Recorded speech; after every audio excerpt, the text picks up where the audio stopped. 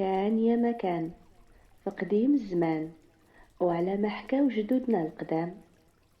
كانوا جوج خوت تجار كبار، المعطي وسلام. كانوا معروفين في البلاد، ولكن ماشي بالصدق والأمانة، لا لا لا. كانوا معروفين بالكذوب والنفاق والخداع وتحرميات، وأكثر صفة كتميزهم هي الطمع. الطمع ماليهم العينين.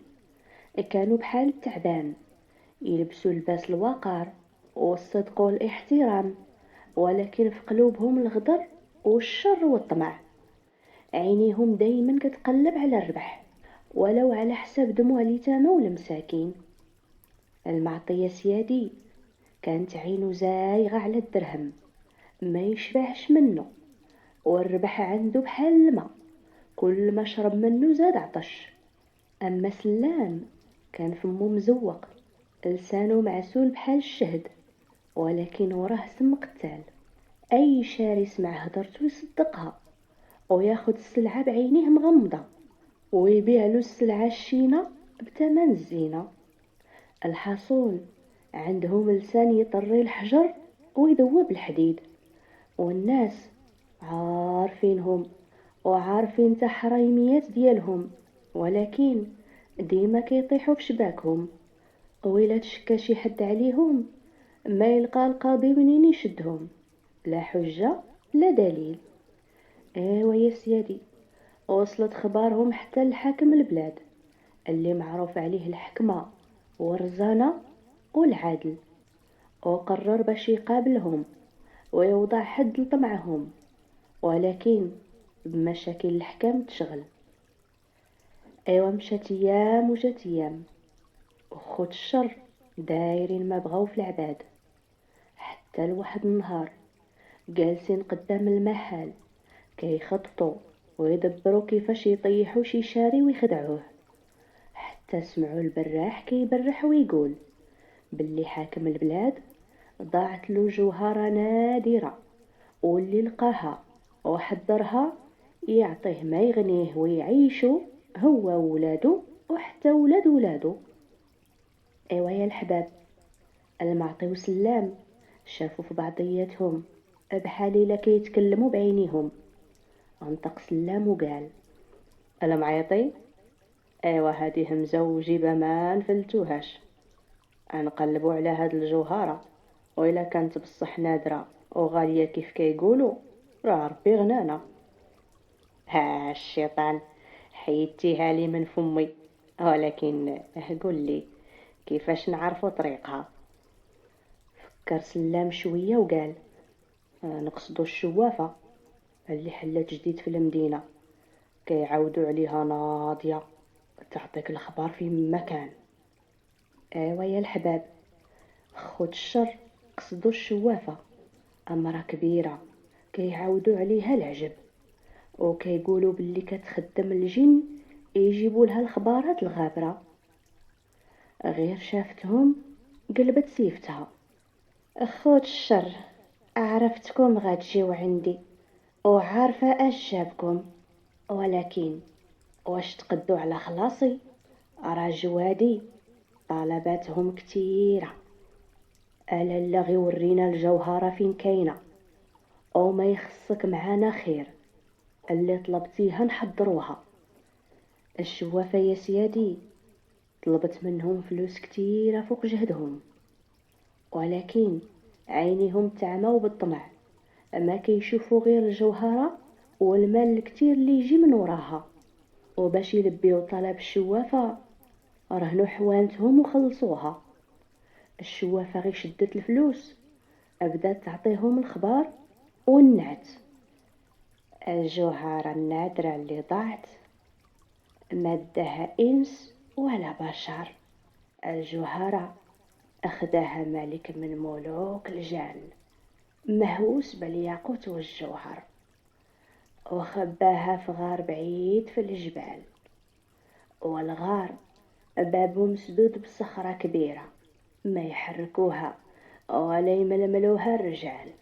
ولكن أنا نعطيكم كلمة السر اللي تخلي الباب يتحل. ايوا كي توصلوا لباب الغار قولوا هاد الكلام: افتح يا الغار، حنا جايين بالخير، ما ناويين شر ولا غدر، ولكن انا وصيكم ما تمدوا يديكم على حتى حاجه اخرى، عاودني منكم.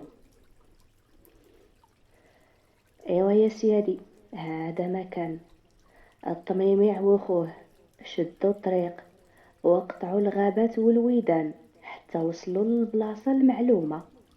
لقاوها كيف ما وصفتها الشوافة، بلا ما يعذبوا راسهم ولا يحاولوا يحركوا الصخرة.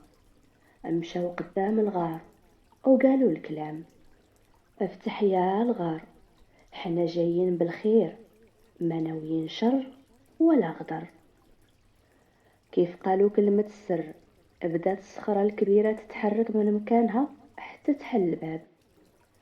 دخلوا الخوت للغار اللي كان كبير ومظلم، وغير دخلوا تسد الباب ورجعت الصخرة لبلاصتها. المعطي وسلام بقاو يقلبوا في الغار حتى بان ليهم ضوء كيشع من بعيد. تبعوا داك الضوء حتى وصلوا لمكان لقاو فيه جوهرة ما ليها مثيل وكتسحر العين. المعطي مد يديه وخداها وتمو راجعين باش يخرجوا. ايوا اللي فيه شي طبيعة عمرها تحيد منه. سلام بداو عينيه يدوروا وقال لخوه: جينا بلاتي نقلبوا وربما لقاو كنوز كتيرة. المعطي كان خايف وكيقفقف: لا سلام، اللي جينا على ودها خديناها، يلا نخرجوا من هاد المكان. مالك مخلوع، نضربوا دورة ونشوفوا اش كاين، ما خاسرين والو. انا والله لا تحركت من هنا، بغيتي انت تمشي سير، انا نتسناك. سلام جاتو على القانا ومشى كيدور في الغار. المعطي لقاها فرصة وخبى الجوهرة في قب جلابته.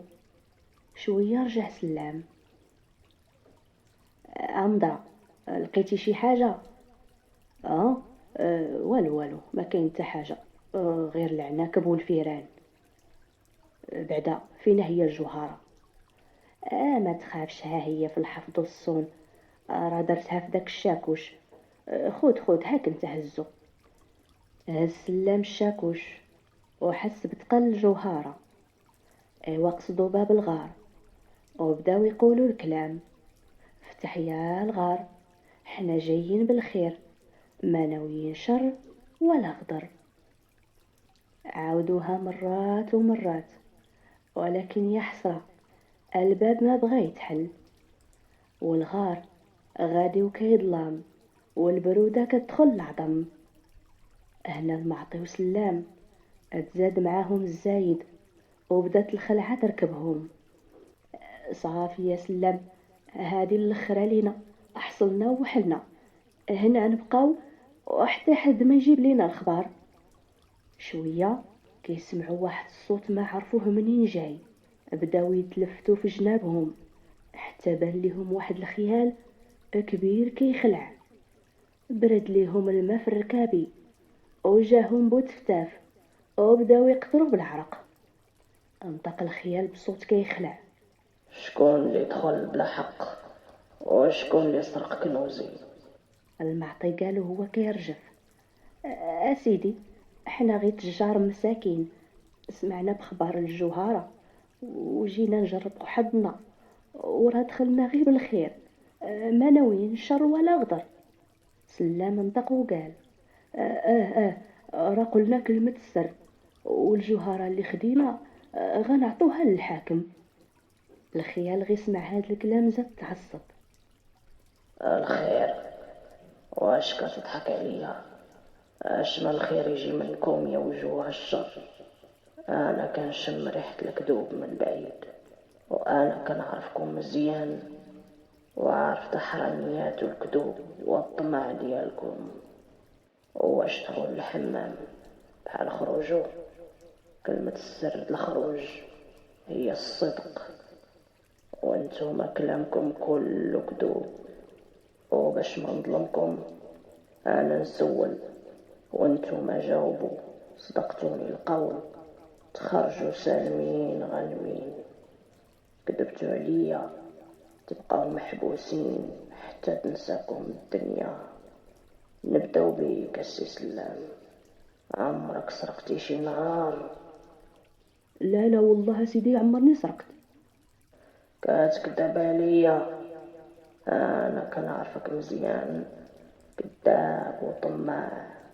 وداك الصاك اللي على كتافك باش عامر؟ حل نشوف. حل سلام الصاك وبدا يجبد منه، عش منك يا ذهب وياقوت ومرجان. تفضح وتفرش قدام خوه اللي سولو هادي شويه واش لقى شي حاجه، وقال له والو غير الظلام والفيران، وحنا راسو حشمان. هنا الخيال دار عند المعطي وقال له نوضك جات. ابدا المعطي كيقرب العصا واعترف باي حاجه دارها في حياته كامله، وسرسب كل شي، قاع الزباين والنصب والاحتيال اللي دار هو وخوه. سلام حتى هو ما حس براسو حتى بدا يقرب كل شي وبأي حاجة دارها، وكيفاش كيضحكوا على الناس ويديو ليهم رزقهم. وهنا الخيال بدا كيتهدم.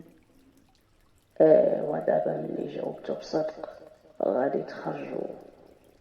سيروا قدام الباب وقولوا هاد الكلام: افتح يا الغار، راه صفينا النية وما خبينا عليك خفية.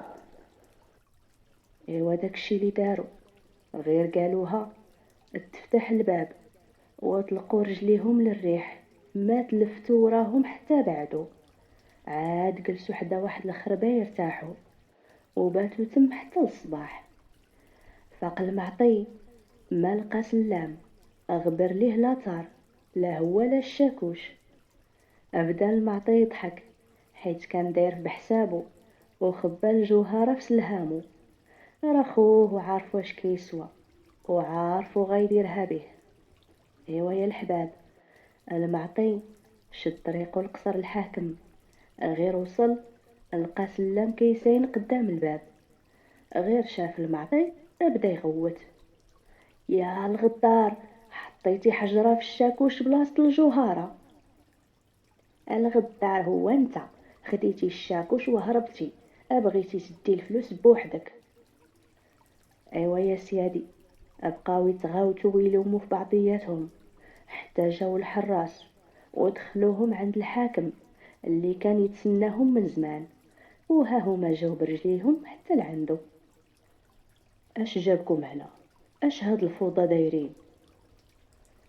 جينا غير بالخير مولاي، سمعناك كتقلب على الجوهرة الضايعة واللي لقاها غادي تعطيه خير كتير، ليلو هو ولادو. ايه هاد الكلام صحيح. ايوا انا سيدي راه لقيت الجوهرة، قطعت عليها جبال وويدان وحاربت ملوك الجان باش نقدر نجيبها لك، وها هي راه كاينه عند خويا. كذابه مولاي، انا اللي مشيت وقلبت عليها وقطعت عليها الجبال والويدان وحاربت حتى ملك الجان باش جبتها لك. ايوا يا الحباب، طاح الحك وصاب غطاه. بقاو هكا واحد يكذب في الاخر وكيدابزو ونساو راسهم راهم قدام الحاكم. سكتوا يا خوت الشر، مازال زايدين في هبالكم؟ واش يسحاب ليكم انا ما كنعرفكمش وما عارفش اش كتسواو؟ راه انا اللي صفت البراح يبرح في السواق، وانا اللي سلطت عليكم المراه الكبيره اللي عملت راسها شوافه وقريتها اش تقول لكم، وخليتكم ترهنوا محلاتكم. والخيال اللي في الغار خادم من الخدم ديالي وخلاكم تعترفوا بكل شيء قدام القاضي اللي كان مخبي في الغار وسمع اعترافاتكم كامله. ايوا يا الحباب، المعطي وسلام سمعوا هاد الشي وتزاد معاهم الزايد، عرفوا راسهم هذه هي الاخرى ليهم وعرفوا باللي هادشي كامل غير خطة من الحاكم.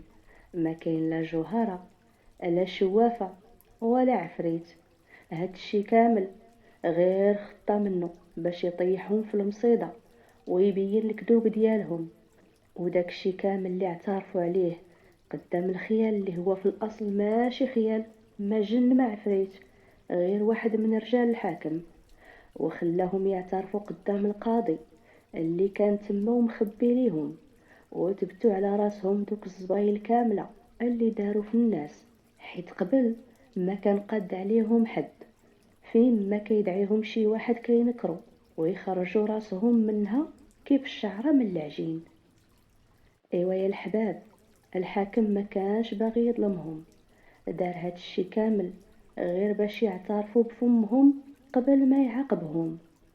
وكما قالوا ناس زمان، الطماع كيقضي عليه الكذاب، وخوت الشر الطمع ديالهم هو اللي وصلهم لهادشي اللي هما فيه.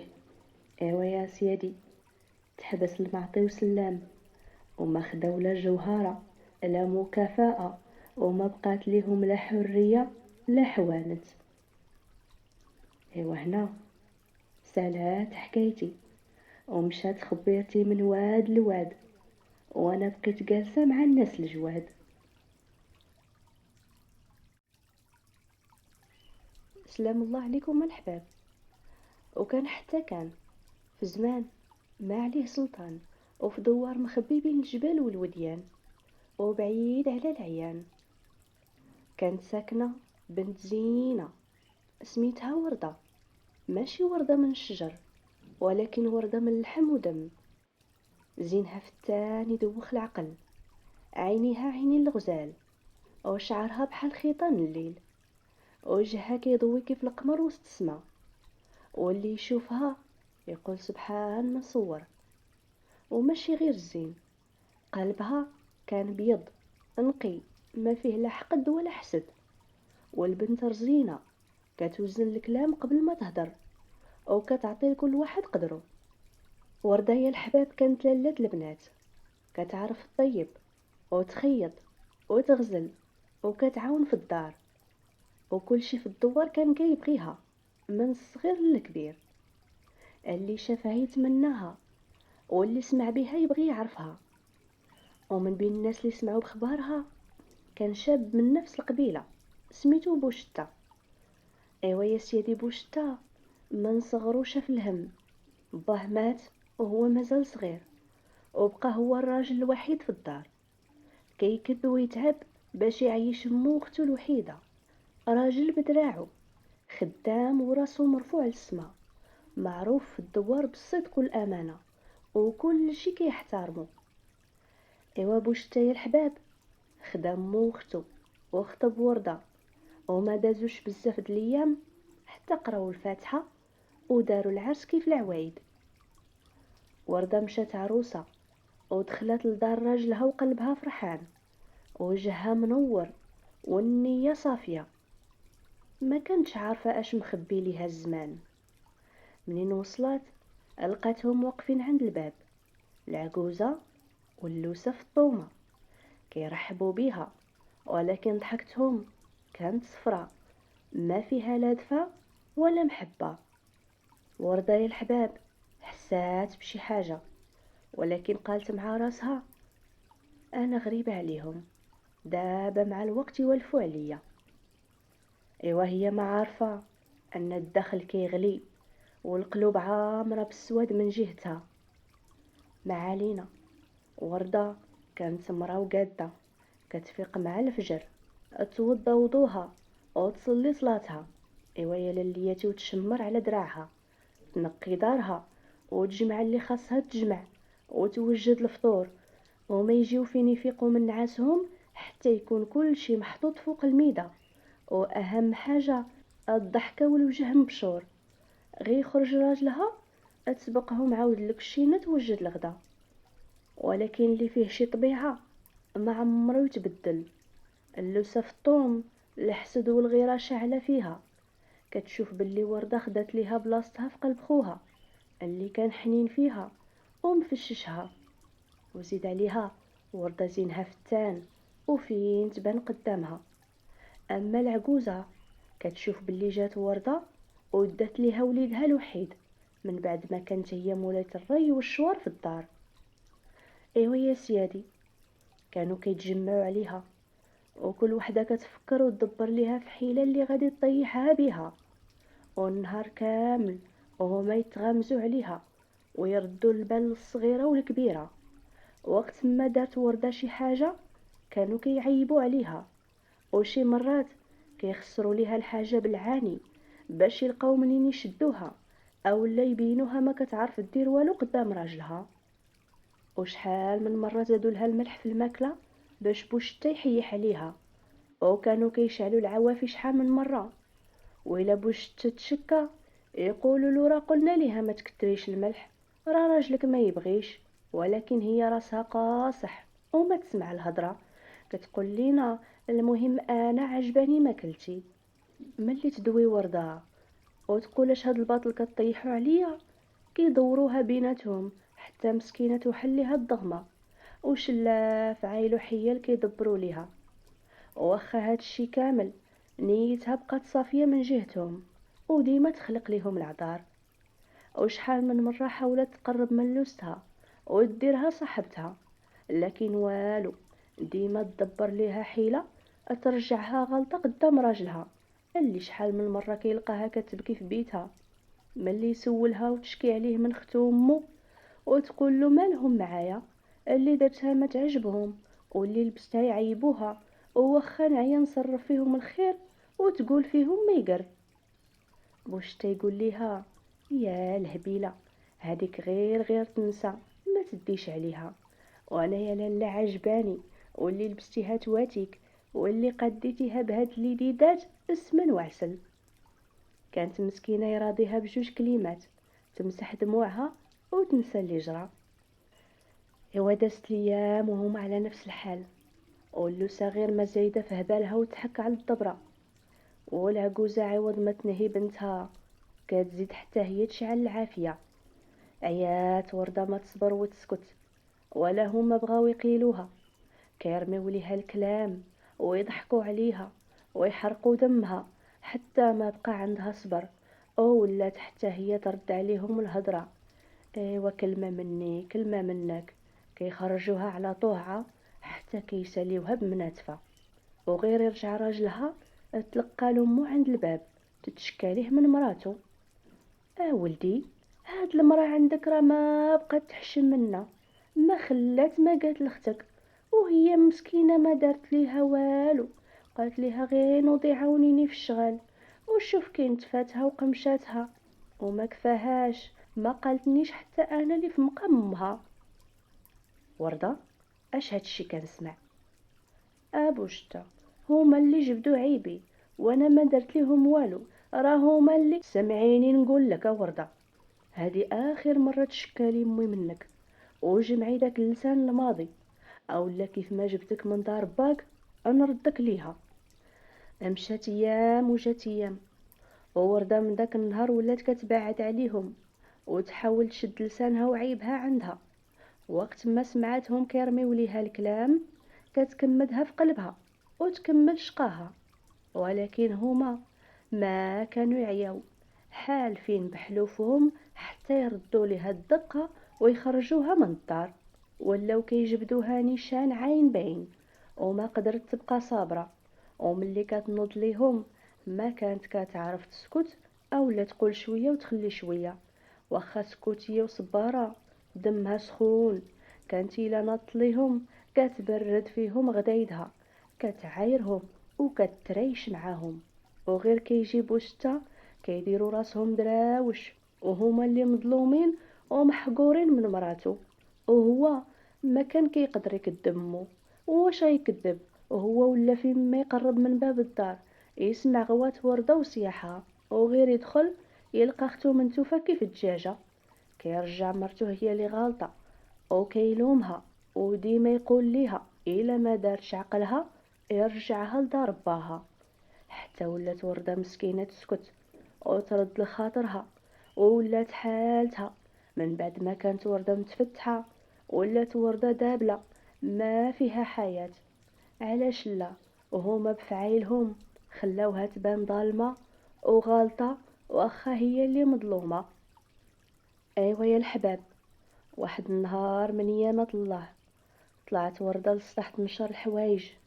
كانت مسكينة مهمومة، تقول هزة هموم الدنيا، عينيها غارقين بالدموع ووجهها صفر. شافتها جارتهم، امرأة كبيرة في السن، سلمت عليها وردت وردة السلام. المرأة الكبيرة عزت عليها حالة وردة وبغات تعاونها وتنصحها، وقالت ليها: سمعيني يا بنيتي، انا جارة قديمة، وانا اللي نعرف ديك اللوسة اللفعة امها الحية ياش كيسواو. ودي مني يا بنتي، انا مرا كبيرة وداية وجايبة في الزمان. قالوا ناس زمان السكوت حكمة. ايوا فهمي الكلام بنيتي وخدمي عقلك، خليهم يهدروا ويقولوا اللي بغاو، وعليك بالصبر، يدويو حتى يعياو، دابا كل شي يرجع عليهم. ايوا اسمعي الكلام الا بغيتي راحة البال. مسحت وردة دموعها ودخلت للدار تكمل شقاها وطيب غداها، وقررت باش دير بكلام ديك الشيبانية، وبقات ساكتة واخا كتسمع اللي تسمع، ما كتجاوب ولا ترد بحتى كلمة. كيشوفوها ساكتة وما كتجاوبش، كيبقاو يجبدوا فيها حتى كيملوا ويبعدوا عليها.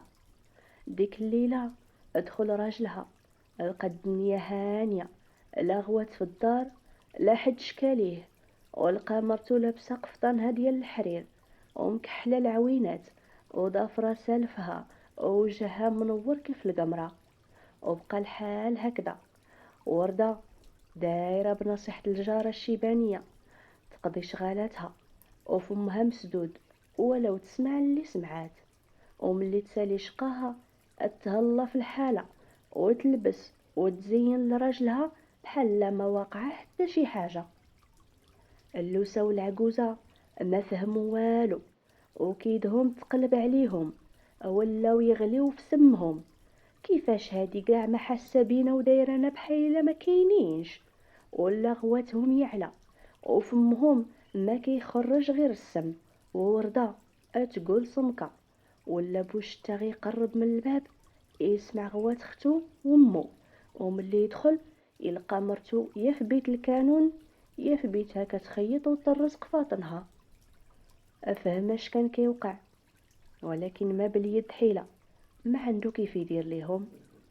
ايوا حتى جا الفرج من عند مولانا، اللوسة اللفعات خطبات ودارت العرس ومشات لدار راجلها اللي عنده ماشي اخت وحده، ثلاثه د الخواتات كلهم بايرات، وباش تقتل باش تموت مالك الموت.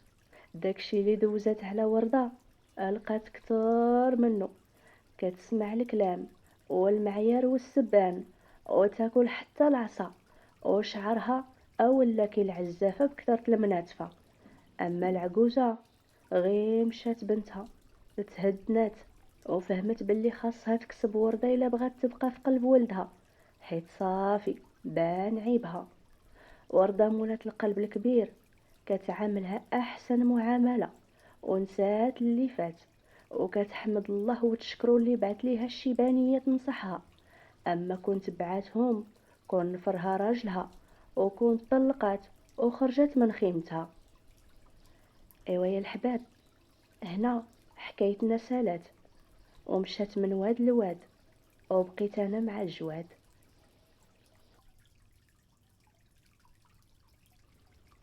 بسم الله بديت وعلى النبي صليت، وكان حتى كان، وعلى ما حكاو ناس زمان. كان يا سيدي في قرية بعيدة بين الجبال والويدان، كان حطاب بسيط ساكن مع مراته في كوخ صغير مبني بالحجر والطين حدا واد كبير. كانوا عايشين بخير في الهنا وراحة البال.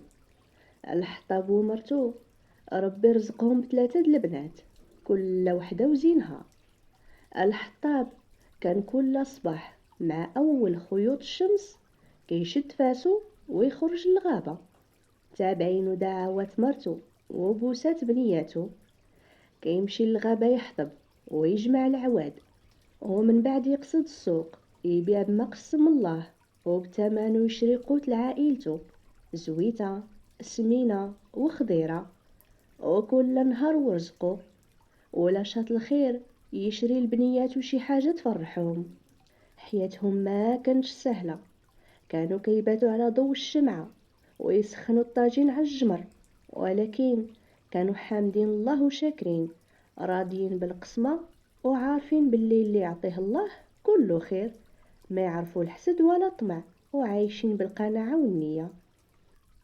ايوا مشات ايام وجات ايام، ودازت السنين والعوام، والبنات كبروا ولاو في سن الزواج. البنت الكبيرة سميتها فطوم، مفشة وهازة راسها للسما، عاجبها زينها ودافعها كبير، ما تمد يديها، ما تعاون في الشقا، وأمنيتها في الدنيا تتزوج براجل غني يعيشها في الخير ويلبسها الحرير. أما البنت الوسطانية سميتها الزاهية، عيبها يا سيادي تاكل ما تشبع، النهار وما طالو هي تسرد وتقول واش يبان عليها، وبحالها بحال فطوم تحلم براجل يخرجها من عيشة الغم والفقر ويعيشها في العز والخير. ايوا الزهية وفطوم كانوا باردات الكتاف، ما يعاونوا ما يرفدوا الهم، حادقين غير يجيبوا الماء من الواد، وهاد الشي باش يتمشاو وينشروا زينهم ويتباهاو، علا وعسى يشوفهم شي عريس. اما البنت الصغيرة الزينة فيهم كانت سميتها عويشة، كانت ماشي بحال خواتاتها، لا في طباعهم لا في بردية كتافهم. كانت يا الحباب حنينة، قلبها بيض، قنوعة وراضية بالمكتب، عمرها بكات ولا تشكات، قايمة بالدار والشغال ومعاونة يماها في الكبيرة والصغيرة، وأمنيتها الوحيدة تفرح باباها ويماها. ايوا يا السامعين، في واحد النهار من يامات الله مشى الحطاب للغابة كيف العادة، كيدور ويجمع في العواد اليابسة، حتى شاف شي حاجة كتحرك قدامه. كانت حية كبيرة سبحان اللي خلقها، كتزحف وتلوى وطالعة فوق واحد الشجرة. رفع الحطاب راسو وشاف عش ديال الطير، وفهم باللي الحية طالعة باش تاكل الفراخ الصغار. بلا ما يفكر ولا يخمم شد فاسو ورماها على الحية، قطع ليها الراس وطاحت من الشجرة. وفي نفس اللحظة رجع الطير الكبير لعشو، وشاف اللي دار الحطاب، وفهم اللي هو اللي نجاليه وليداتو من الحية. الطير يا سيادي حرك جناحو ودار فوق راس الحطاب، وتكلم بصوت البشر وقال: تبعني يا الرجل الطيب، بغيت نرد لك الجميل ونجازيك على الخير اللي درتيه. الحطاب هنا تخض وخاف من اللي سمع وشاف، اش هادشي طير كيهضر؟ ولكن من بعد قال مع بالو: واش غادي نخسر، خليني نتبعو ونشوف. بدا الطير كيطير والحطاب كيتبعو حتى توغلو في الغابة، وبقاو غاديين حتى وقف قدام شجرة كبيرة وعالية وماليها متيل في الغابة كاملة. قال ليه الطير: ورا هاد الشجرة كاين واحد الغار، بغيتك تدخل ليه وما تخافش، غير زعم وغادي تلقى فيه هدية كتسناك.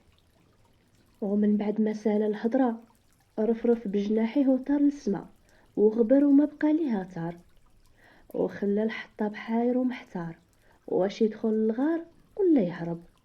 ولكن قوى قلبه وقرر يطل ورا الشجرة ويشوف. ايوا يا السامعين، لقى كهف صغير مظلم كتحس فيه بالرعب، قطع غصن من اغصان الشجرة وشعل فيه العافية، وقال بسم الله ودخل. بدا كيمشي ويتلمس الحيط بيديه وكيقول مع راسو: سبحان الله، سنين وانا نعيش من خيرات الغابة وما عمرني شفت هاد الغار، وانا اللي نقول كنعرف الغابة شبر شبر. ما علينا يا سيادي، الحطاب وهو كيتلمس الطريق شاف شي حاجة كتبرق وتلمع من بعيد، مشى ليها وقرب ولقى مراية قديمة محطوطة فوق صخرة كبيرة، شدها بين يديه وبقى كيتأمل فيها، وقال بصوت مسموع: انا متاكد هاد المرايه ما تفرح غير بنتي في الطوم. ايوا يا الحباب، غير نطق سميت بنتو وهي تبان ليه صورتها في المرايه جالسه في دارها كتمشط شعرها وكتغني مع راسها. استغرب بزاف وقال مع راسو هاد المرايه ماشي مرايه عاديه. وباش يحيد الشك ويتاكد قال راه نجرب مره اخرى. وهو ينطق سميت مرتو، وفي لحظه شافها قدامه وهي غارقه في شغل الدار. تعجب الحطاب وفي نفس الوقت فرح بزاف، حيت قدر يشوف شنو كيوقع في دارو وهو بعيد، وهكا يقدر يطمن على مرتو وبناتو. وقرر باش يحتفظ بهذا السر وما يحكيه لمخلوق. ومن داك النهار كل يوم من بعد ما يحطب ويجمع اللي قسم الله، كيمشي للغار يحط المرايه قدامه وينطق سميات بناتو ومراتو ويتفرج عليهم شنو كيديروا. من بعد كيرجع للدار يسولهم على نهارهم وكيف دوزوه. فطوم والزاهية كيكذبوا وكيعاودوا له اللي بغاو وكيتشكاو من كتر الشقا والشغال. والام مسكينه غير كتسمع كلامهم وساكته، ما بغاتش تبرز راجلها بمشاكل الدار. الحطاب بدا كل نهار يراقب بناتو وكيفاش كل وحده كدوز نهارها. فطوم ما كتعاونش والنهار كامل مقابله غير شعرها ولباسها. والزاهيه حتى هي تتزين وتقاد حالتها وتعمر كرشها. وعويشه غارقه في الشقا هي وامها. الحطاب ولا عارف اش كيوقع في دارو، ولكن ما قال والو. وكل نهار كيدوز كيزيد يتاكد كتر وكتر من الانانيه د فطوم والزاهيه، وكيزيد قلبو يوجعو على مرتو وبنتو الصغيره عويشه. حتى وصل النهار اللي مرض فيه الحطاب مرض خبيث خلاه يشد الفراش وما يفارقو، وما بقى مسكين قادر يتحرك ولا يهز راسو. مراتو وقفت جنبو بالليل والنهار مقابلاه وعمرها فرقاتو. وفطوم والزاهية عادتهم هي يتزينوا ويتزوقوا ويمشيو يسقيو من الواد. وبقى الحمل كله على عويشة اللي شدات بلاصة بوها، ولات كل صباح كتقصد الغابة تحطب وتجمع وتنزل للسوق تبيع وتشري المونة. وملي ترجع للدار تقفض على دراعها الطيب تسيق وتجمع الدار كلها. دازت الايام والليالي طويله وهم على نفس الحال.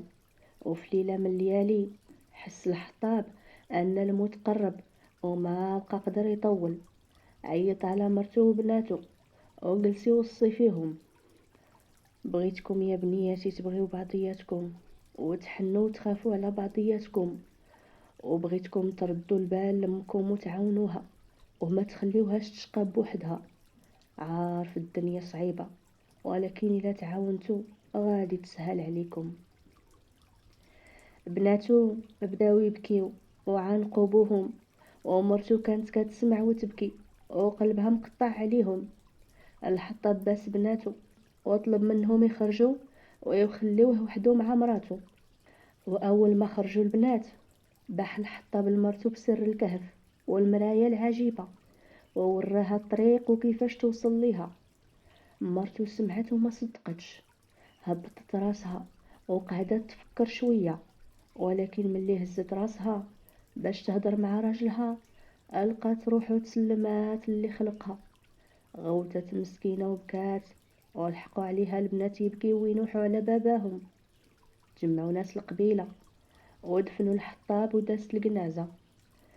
ايوا من بعد 3 ايام من الموت ديال الحطاب، الام جمعت بناتها وقالت ليهم: اللي كان حامينا وهز همنا وكيعيلنا مات الله يرحمه. دابا خاصنا نوقفوا على رجلينا، نخدموا وندمروا باش نكسبوا لقمة عيشنا. عويشة اول وحده وقفت وقالت: انا مستعده نخدم خدمه بابا، نشد بلاصتو، نحطب، نجمع ونهبط للسوق نبيع. فالطوم والزاهيه قالوا: حنا نعاونو في الدار، واهم حاجه نجيبو الماء من الواد. وهكذا يا الحباب تفرقت الدوار. ايوا شهور وشهور دازت، والام كانت ديما كتفكر كلام راجلها وسر المرايا اللي وراها ليها، ولكن عمرها ما فكرت تدخل الكهف وتشوف هاد المرايا. وكانت كتقول مع راسها: اشنو غادي ندير بها، واش غادي نشوف فيها؟ بناتي ها هما حدايا وقدام عينيا. اويش يا الحباب، هازه مسؤوليه كبر من سنها، تقهرات مسكينه بالخدمه د الغابه، وشقات الدار حتى ضعف عودها وصفار وجهها. اما الكبيره والمتوسطه ما كانوا قد المسؤوليه، لا يعاونوا ولا يمدوا يد المساعده، وكيتسناو امهم واختهم تخدم عليهم. عيات امهم ما تلومهم وتعاتبهم، وهما نهار على نهار غير ما زايدين في هبالهم، وكل مرة يلقاو عذر جديد وكذبة جديدة باش يتهربوا من الخدمة. وهكذا بقاو في نفس الحال، لا خدمة لا مجهود، وآمالهم كلها معلقة على خرجة الوعد. يمكن شي تجار يشوفوهم ويتزوجوهم ويتفكوا من هاد العيشة.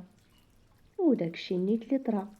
واحد النهار عند الواد كانت في الطوم والزاهية كيعمروا القلال، حتى وقف عليهم راجل على عودو، لقى السلام وطلب منهم شريبة د الماء. ردوا الخواتات السلام وتلفتوا يشوفوا شكون، ولقاو راجل طول وتجريدة والعين كحلة، وغير من لباسو باين عليه الخير والخمير. في الطوم حوالو عينيها وقالت بينها وبين راسها: هذه هي الوجيبة. دارت راسها حشمانة ومدت ليه الماء. الراجل حتى هو عجباتو في الطوم وعجبو زينها، وبدا يمدح فيها، وكل كلمة كيقولها كتزيد تفرحها، وبدا يسولها على اسمها وعلى اصلها وفصلها. نزلت الدمعة من عينيها وحكت ليه على حياتها وما خبت عليه حتى حاجة. الراجل تأثر بكلامها وقال ليها: انا تاجر كبير وما ناقصني حتى خير، وإلا قبلتي عليا نتزوج بيك ونعيشك أميرة. فطوم ما تيقتش ودنيها، وبلا ما تردد لحظة نعتت له الدار، ووعدها باللي غدا يجي يخطبها. أما واحد الزاهية غير حالة فمها وكتشوف، ونار الغيرة شاعلة فيها، وتمنى تكون اختارها. رجعوا للدار، وفطوم عاودت لامها ما جرى. فرحات مسكينة ودعت مع بنتها وتمنت ليها الخير والهنا. وعويشة حتى هي ما قدتها فرحة، عنقت اختها وباركات ليها، عكس الزاهية اللي حتى كلمة مبروك ما قالتها. ايوا دازت الليلة طويلة على العروسة، وغي صباح صباح لبست وتزينت وتعطرت، وجا التاجر مع ناسو وخطبها وتزوجها في نفس الأسبوع. ومشات في الطوم مع راجلها وسكنوا في بلاد بعيدة، وخلات وراها أمها وخواتاتها، وحتى عيشت الفقر وقلت الشي. الأم المسكينة ودعت بنتها الكبيرة والدموع في عينيها، واللي صبرها أنها وعدتها تزورها وتطلع عليها كل ما جاتها الفرصة. مشات ليام وجات ليام، وباقي الزاهية قلبها مصفى من الحسد والغيرة اللي تنهش فيها، وكل يوم كانت كتفكر كيفاش تخرج من حياة الفقر والجوع وتعيش حياة الراحة والبذخ بحال اختها في الطوم. وفي نهار من النهارات ألعب ليها الحظ وجاها النصيب. تاجر لاباس عليه، مالو كتير ورزقه واسع، تزوج بيها ومشات تعيش معاه في بلاد بعيدة. وبقات الأم وعويشة بوحدهم، وكتر عليهم الشقا والهم. وعويشة المرضية ما خلاتش ميمتها تتعب، ولات هي اللي تحطب، وهي اللي تمشي للسوق وتبيع، وهي اللي واقفة على الدار كلها، وديما البسمة على وجهها وقلبها صافي ونقي، وكلمة الحمد لله ديما على لسانها. وكل ما عيات تفكر راسها باللي هادي وصية بوها. ميمتها مسكينة كانت هزة همها، وديما تدعي معها ربي يبعث ليها ولد الحلال اللي يريحها من العذاب والشقا ويخرجها من عيشة الفقر والجوع. ودازت الايام والشهور، وطال غياب في الطم والزاهية، وتوحشتهم الام المسكينة، وفكرت تمشي للغار والكهف المعلوم وتشوفهم في المرايا، ولكن خافت تخرج من الدار وتجي وحده من بناتها وما تلقاش ميمتها. قررت تصبر وتسنى ومولاها ربي. ايوا واحده عويشه المرضيه مشات للغابه تحطب، جمعت حزمه العواد وحملتها على ظهرها وبقات غاده. مسكينه تلوت ليها رجليها وتعثرت وطاحت، وما قدتش توقف على رجليها وبدات مسكينه تبكي وتنوح. ولا من يسمعها حتى داز واحد الغريب راكب حصان، شافها وعاونها، ركبها حصانه وداها لدارها. امها مسكينه غير شافت بنتها في ديك الحاله تخلعت وبدات تندب حناكها، ولكن الغريب طمنها على حالها. والام باش تجازيه ضايفاتو ورحبت به وحطت ليه الماكله.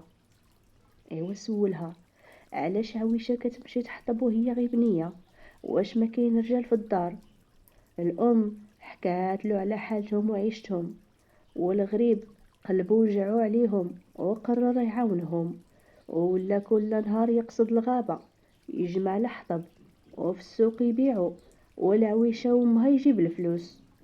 وبقاو على هاد الحال حتى لواحد النهار طلب عويشة للزواج من امها، وهي قبلات حيت واخا فقير ومعدوم ولكن صدق راجل اللي تعول عليه، وفي الشدة وقف معاهم وقفة الرجال. ايوا تزوجت عويشة بصالح وتفارقت مع ميمتها بالبكا والنواح، حيت صالح عنده باه مريض وشاد الفراش وهو الولد الوحيد اللي عنده، كان لازم يرجع لبلادو. ولكن امها صبرتها وقالت ليها هذه هي سنة الحياة يا بنيتي، سيري مع راجلك وربي يهنيك وانا راضية عليك دنيا واخرة. ايوا يا الحباب، دازت الايام والشهور وزاد الاشتياق، وبقات الام تفكر في الطم والزاهية اللي ما زاروها ما توحشوها. قررت تمشي للغار باش تطالع على اخبارهم من المرايا المسحورة. وصلت للكهف، شعلت الشمعة ودخلت، لمحت المرايا فوق الصخرة، هزتها وتمت خارجة. ولكن شي حاجة جذبت انتباهها، صندوق كبير من الخشب بجنب الصخرة. قربت منه بشوية وفتحاتو، ولقاتو عامر بالفضة والذهب والجواهر في الألوان والنواع. صدمت وحلت فمها وجلست في الأرض ما هزوها رجليها. ومن بعد تفكير طويل سدت داك الصندوق وردته كيف كان، هزت المرايا المسحورة ورجعت لدارها، وكل همها تشوف بناتها وتطمن عليهم. حطت المرايا قدامها وغير نطقت سميت بنتها في الطوم بدا السحر يخدم. المرايا بدات تحرك بحال موج البحر حتى استقرت ووضحت الصورة، وفي الطوم بانت. فرحات الام وتمنت تكون تقدر تعنقها وتشم ريحتها. بقات كتشوف فيها جالسة في بيت واسع قدام مرايتها، كتمشط شعرها ولابسة أحسن ما عندها والضحكة على وجهها. تبسمت الأم ودموع الفرحة نزلوا من عينيها، كانت فرحانة حيت بنتها عايشة في الهنا ومرتاحة. شوية دخل راجل بنتها ووجهه ما كان مبشور، وقال ليها أفطوم، واش لدابا ما بغيتي تحيدي هاد العادة؟ من نهار تزوجنا وانتي نهارك كامل قدام المرايا كتلبسي وتمشطي وتزيني، ما تشوفي لا دار لا مسؤولية لا شنو خاص ولا شنو زايد. جاوبته فطوم ولاش انا نعيي راسي على دوك الخدم لاش صالحين. شد فيها راجلها وقال المهم انا غنسافر لشي بيعة وشرية، وإلا بغيتي نوصلك عند امك حتى نرجع ونديك، راه من نهار تزوجنا ما زرتيها واش ما توحشتيهاش؟ جاوبته معصبة ديما كنقولك ما تبقاش تفكرني في الفقر والماضي اللي بغيت ننساه، ما بغيتش نرجع ليه، خليني نعيش في الهنا، ما بغيت حتى حد يجرني اللور ويفكرني في اللي فات. كانت الام المسكينه كتسمع وتشوف وقلبها كيتقطع، ما صدقاتش ان بنتها الكبيره تنكرت ليها بحال هكا. هبطت المرايه من يديها وبكات حتى عيات، وقالت بينها وبين راسها يمكن هاد المرايه كتكذب عليا وبغات تخليني نغلط في بنتي. مستحيل في الطم تقول هاد الهضره، مستحيل تنكرني وتستعار مني. رجعت الام، حطت المرايه قدامها ونطقت سميت بنتها الثانيه الزاهيه. المرايه بدات تتحرك من جديد بحال الموج حتى وضحت الصوره، وبنت الزاهيه في دار زينه وكبيره، لابسه قفطان من الحرير والذهب في يديها وعنقها، لكن وجهها ما كانش فيه الفرحه، وكانت كتغوت مع راجلها اللي كيقول ليها: بنت الناس، واش انا مسالي نجلس حداك؟ راه خدمتي كتيره والتجاره ميسره الحمد لله، ما نقدرش نبقى قاعد معاك. ردت عليه الزاهيه: واش ذنبي انا؟ ايد من الوحده محبوسه بين الحيوط، ما عندي لا مع من نهضر لا مع من نتجمع، وانت ديما غايب. سهله يا لالا، سيري زوري امك، راه دازت مده ما شفتيهاش، شوفيها وبدلي الجو شويه ومن بعد رجعي لدارك. لا لا، ما نقدرش نرجع للفقر اللي كنت فيه. انا مرتاحه هكا وما بغيتش نخرج من داري، والخير اللي كنت نحلم به طول حياتي. الام اللي كانت كتشوف وكتسمع زادت صدمه على صدمه، هبطت المرايه من يديها ودموعها بحور من عينيها، وقلبها كيتقطع، وقالت بينها وبين راسها: لا لا لا، ما يمكنش، هاد المرايه كدابه، انا متاكده بناتي كيبغيوني واكيد توحشوني. باتت الليله كلها كتخمم وعينيها ما داقوا النعاس حتى صباح الصباح. شدت عكازها وخرجت من دارها ماشيه عند فطوم باش تاكد بنفسها واش المرايه كانت صادقه ولا لا. دازو ساعات طوال كتمشي وترتاح شويه حتى قرب المغرب، عاد وصلت للبلاد اللي ساكنه فيها بنتها. سولت على دار راجلها ودلوها ناس الخير عليها. وقفت قدام الباب ودقات، وخرجت ليها وحده من الخدم، سلمت عليها وقالت: عافا بنتي، قولي لفطوم راه امها جات تزورها. وداك الشي اللي دارت، مشات الخدامه تخبر مولات الدار. شويه تسمع صوت فطوم من الداخل: اش كتقولي؟ انا ما عنديش ام، اكيد هادي ما تكون غير شي طلابه باغيه صداقه، قولها سير بحالك، ما ناقصني سعايه. الام وجهها صفار وتجمدات في بلاصتها، ودموعها طاحوا بلا ما تحس، وحست بقلبها غادي يخرج من مكانه. مستحيل تكون هادي بنت كرشي، هادي فطوم اللي ربيتها وسهرت الليالي على راحتها. هي انا اللي غلطه، والمرايه كانت صادقه وورتني الحقيقه. ومن غير ما تزيد تهدر ولا تسنى، دورات ظهرها وبدات كتجر رجليها.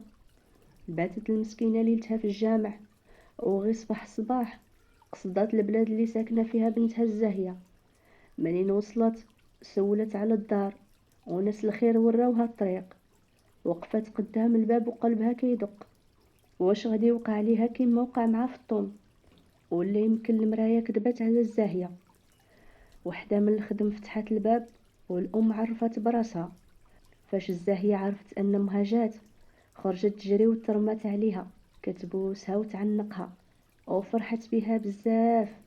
دخلتها للدار وهي فرحانه، وقلب الام مرتاح، وقالت مع راسها: الحمد لله، المرايه طلعت كتكذب، وظني في بنتي ما خيبنيش. الزاهيه قامت بالواجب ووصات الخدم باش يجيبوا مال الدواء طاب، والام كلات وشربت حتى شبعات. شويه ادخل راجل الزاهيه قال بسيفتو وما قال حتى مرحبا. تبعاتو الزاهيه للبيت، وغير شافها بدا يغوت: اشنو جابها لهنا؟ ياك قلت لك سيري عندها، ما قلتش جيبيها عندي للدار. راجلي هضر بشويه الله يهديك، انا ما عيطت ليها وما طلبت منها تجي. هانتا خليها غير ترتاح ومن بعد تمشي، غير انت ما تغوتش وما تتعصبش، وما يكون غير خاطرك، اصلا ما عرفتهاش لاش جات.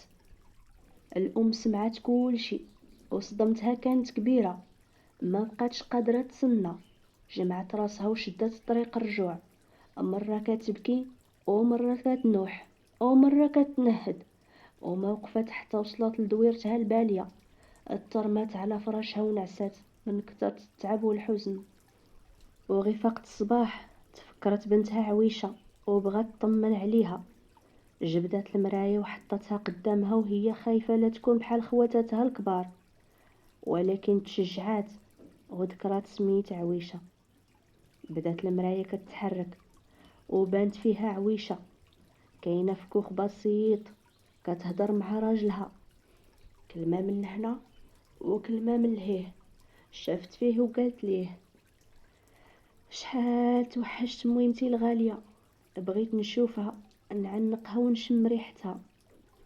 جاوبها راجلها بصوت حزين: ايوا هانتي كتشوفي بابا مريض، حالته ماشي هي هاديك، وما نقدرش نخليه بوحدو، ولكن وعدك وعد رجال، اول ما يتحسن نديك تزوريها وتجلسي معاها شحال ما بغيتي. الام وهي كتسمع هاد الكلام بكات مسكينه من الفرحه وقالت: عويشه يا بنيتي الحنينه المرضيه، انتي الوحيده اللي تستاهلي الخير. الام قلبها ارتاح وحطت المرايه والضحكه ماليه وجهها، وقررت تمشي تزور بنتها. وفي الغد مع الصباح شدات طريقها وقصدت كوخ بنتها عويشه. ومن بعد سوايع ديال المشي وصلت ودقات الباب. غي شافتها عويشه بالفرحه دموعها نزلات وبقات تعنق فيها وتبوس راسها ويديها. وحتى راجل بنتها فرح بشوفتها ورحب بيها. ودخلت الام الكوخ عويشه وحست بالدفء والمحبه اللي ما حساتوش في ديور بناتها في الطوم والزاهيه. بقات الام سوايع وسوايع كتحكي وكتعاود مع بنتها، والضحكه ما فارقتهمش حتى جاء اخر النهار وجمعت راسها ورجعت لدارها وقلبها عامر بالراحه والمحبه والطمأنينة اللي كانت محرومة منها. ومشات ايام وجات ايام، وفي واحد النهار توفى بات صالح ودامو الامانه امانته. ومن بعد قررت عويشه وصالح انهم يمشيو يعيشوا مع الام ديالها باش ما تبقاش بوحدها. وداكشي اللي كان، جمعوا حوايجهم وحملوهم فوق ظهر البهيمه، سدوا الكوخ وشدوا طريقهم. الام كانت جالسه قدام كوخها، شافت بنتها وراجلها جايين وما صدقتش عينيها، ناضت تستقبلهم بحرارة. ومني عرفت ان بات صالح مات حزنت عليه وبقات تواسي فيه. وكي قالوا لها انهم قرروا يعيشوا معها ويهتموا بها فرحات من قلبها. ايوا دازوا عليهم ايام، عويشه مشغوله بدارها وواقفه على شغلها وما كتخلي امها تشقى ولا تعيا. اما راجلها كيجيب الماء من الواد ويحطب ويخدم في اللي كان يخرج مسكين من الصباح وما يرجع حتى يظلم الحال، انهار كامل كيدوز بين الغابه والسوق. والام كتشوف ومرتاحه. وفي واحد النهار قالت ليهم: غدا الصباح بغيتكم تمشيو معايا لواحد البلاصه وما تسولونيش علاش. ضحكت عويشه وصالح وقالوا ليها: على الراس والعين لالا، اللي قلتيه يتنفذ. ايوا في الغد مع الصباح فطروا مزيان وشبعوا كروشهم. وقالت: صالح جيب بهيمتك ويلا نتوكلوا على الله. شدوا طريقهم، هي غاده وهما تابعينها حتى وقفوا قدام الكهف المعلوم. شعلت الشمعة وقالت ليهم: سميوا الله ودخلوا معايا. عويشة وصالح كانوا حايرين ما فهموا والو وبغاو يسولوا ويعرفوا، ولكن الام قطعت هدرتهم وقالت: غير تبعوني وغادي تفهموا كلشي. مشاو وراها وكل واحد شد شمعة في يدو. ومنين دخلوا الكهف بقاو مذهولين من المفاجأة. صندوق كبير عامر بالذهب والجواهر، بقاو غير حالين فمهم. والام حكات ليهم كلشي وشاركتهم سر الكهف وسر هذيك المراية. ومن داك النهار يا الحباب تبدلت حياتهم من الفقر للثراء، وولاو من الناس اللي لاباس عليهم، وبناو دار كبيرة في البلاصة اللي كان فيها الكوخ. وعمروها بأحسن الأثاث، وجابوا الخدم والحشم، لبسوا مزيان وداروا الذهب. وصالح اللي كان حطاب بسيط ولا من كبار التجار، معروف بالكرم وقلبه الحنين، ما يبخل لا على محتاج ولا فقير، وعاشوا في الخير والخمير. ولكن قلب الأم ما كيعرفش يكره. كانت مرة تاخد المراية وتنطق سمية بناتها في الطوم والزاهية باش تشوفهم وتطمن عليهم، واخا ما كيسولوا فيها ما كيزوروها، المهم عندها انهم عايشين بخير وما نقصهم حتى خير. ايوا يا الحباب، هنا حكايتنا سالات ومشات من واد لواد، وبقيت انا مع الجواد.